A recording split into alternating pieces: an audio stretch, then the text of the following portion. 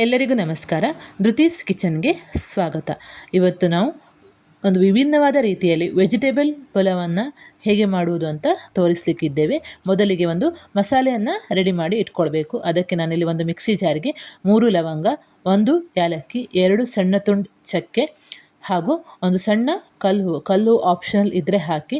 ನಂತರ ಒಂದು ಅರ್ಧ ಚಮಚ ಆಗುವಷ್ಟು ಸೋಂಪು ಕಾಳು ಹಾಗೂ ಅರ್ಧ ಇಂಚು ಶುಂಠಿ ಹಾಗೂ 4ರಿಂದ 5 ಬೆಳ್ಳುಳ್ಳಿ ಎಸಳುಗಳನ್ನು ಸೇರಿಸಿದ್ದೇನೆ.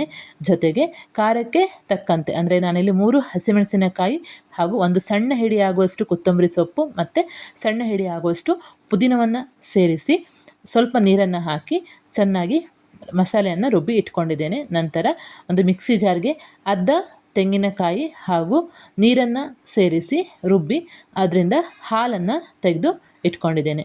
ಅಂದರೆ ನಾನಿಲ್ಲಿ 2 ಗ್ಲಾಸ್ ಅಕ್ಕಿ ಆಗುವಷ್ಟು ಪುಲಾವನ್ನು ಮಾಡುವ ಕಾರಣ 2 ಗ್ಲಾಸ್ ಅಕ್ಕಿಗೆ 4 ಗ್ಲಾಸ್ ಆಗುವಷ್ಟು ತೆಂಗಿನಕಾಯಿ ಹಾಲನ್ನು ತೆಗೆದು ರೆಡಿ ಮಾಡಿ ಇಟ್ಕೊಂಡಿದ್ದೇನೆ. ತೆಂಗಿನಕಾಯಿ ಹಾಲು ಕೂಡ ರೆಡಿ ಆಯಿತು. ಈಗ ನೆಕ್ಸ್ಟ್ ಒಂದು ಕುಕ್ಕರ್ಗೆ ಎಣ್ಣೆಯನ್ನು ಹಾಕಿ ಗರಂ ಮಸಾಲೆ ಅಂದರೆ ಚಕ್ಕೆ, ಲವಂಗ, ಪುಲಾವ್ ಎಲೆ, ಸ್ಟಾರ್ ಹೂವನ್ನು ಹಾಕಿದ್ದೇನೆ.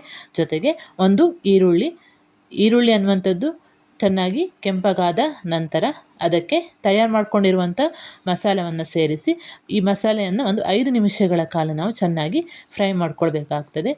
ಮಸಾಲೆ ಅನ್ನುವಂಥದ್ದು ಫ್ರೈ ಆದ ನಂತರ ಅದಕ್ಕೆ ಒಂದು 1/4 ಚಮಚ ಆಗುವಷ್ಟು ಅರಿಶಿಣ ಪೌಡರ್ ಹಾಗೂ ತರಕಾರಿಗಳು ನಾನಿಲ್ಲಿ ಬೀನ್ಸ್, ಕ್ಯಾರೆಟ್, ಬಟಾಣಿ, ಆಲೂಗಡ್ಡೆಯನ್ನು ತಗೊಂಡಿದ್ದೇನೆ. ಬಟಾಣಿಯನ್ನು ನೆನೆಸಿ ಮತ್ತು 2 ವಿಜಿಲ್ ಹಾಕಿ ಬೇಯಿಸಿ ಇಟ್ಕೊಂಡಿದ್ದೇನೆ.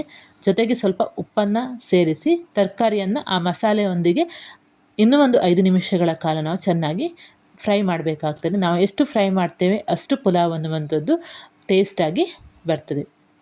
ಸೊ ಮಸಾಲೆ ಮತ್ತು ತರಕಾರಿಗಳು ಫ್ರೈ ಆದ ನಂತರ ಅದಕ್ಕೆ ನಾನು ಇಲ್ಲಿ ಒಂದು ಟೊಮೆಟೊವನ್ನು ಸೇರಿಸಿ ಒಂದು 2 ನಿಮಿಷಗಳ ಕಾಲ ಫ್ರೈ ಮಾಡಿದ್ದೇನೆ. ಅದಾದ ನಂತರ ಇಲ್ಲಿ 4 ಗ್ಲಾಸ್ ಆಗುವಷ್ಟು ತೆಂಗಿನಕಾಯಿ ಹಾಲನ್ನು ಸೇರಿಸಿ ಅದನ್ನು ಕುದಿಯಲು ಬಿಟ್ಟಿದ್ದೇನೆ. ನೆಕ್ಸ್ಟು ಇಲ್ಲಿ 2 ಗ್ಲಾಸ್ ಆಗುವಷ್ಟು ಸೋನಾ ಮಸೂರಿ ಅಕ್ಕಿಯನ್ನು ಚೆನ್ನಾಗಿ ತೊಳೆದು ಅದನ್ನು ಕಾಯಿ ಹಾಲಿಗೆ ಸೇರಿಸಿದ್ದೇನೆ. ಒಮ್ಮೆ ಈ ರೀತಿಯಾಗಿ ಕಾಯಿ ಹಾಲನ್ನು ಹಾಕಿ ಪುಲಾವನ್ನು ಮಾಡಿ ರುಚಿ ಹೇಗಾಗಿದೆ ಅಂತ ನನಗೆ ಕಮೆಂಟ್ ಮಾಡೋದ್ರ ಮೂಲಕ ತಿಳಿಸಿ.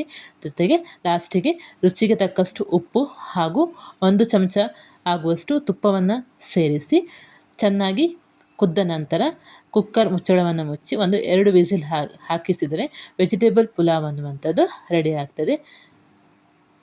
ಸೊ ಅದನ್ನು ಸರಿಯಾಗಿ ಮಿಕ್ಸ್ ಮಾಡಬೇಕು. ಸೊ ಚೆನ್ನಾಗಿ ಮಿಕ್ಸ್ ಆದ ನಂತರ ಅದನ್ನು ರಾಯ್ತ ಅಥವಾ ಮೊಸರು ಬಜ್ಜಿಯೊಂದಿಗೆ ನೀವು ತಿನ್ಬೋದು. ಹೇಗಾಗಿದೆ ಟೇಸ್ಟ್ ಅಂತ ನನಗೆ ಕಮೆಂಟ್ ಮಾಡೋದ್ರ ಮೂಲಕ ತಿಳಿಸಿ. ನಮ್ಮ ಧೃತೀಸ್ ಕಿಚನನ್ನು ಸಬ್ಸ್ಕ್ರೈಬ್ ಮಾಡಿ ಹಾಗೂ ಈ ವಿಡಿಯೋ ಇಷ್ಟವಾಗಿದ್ದಲ್ಲಿ ಇನ್ನೂ ಹೆಚ್ಚು ಜನರಿಗೆ ಶೇರ್ ಮಾಡಿ. ಧನ್ಯವಾದಗಳು.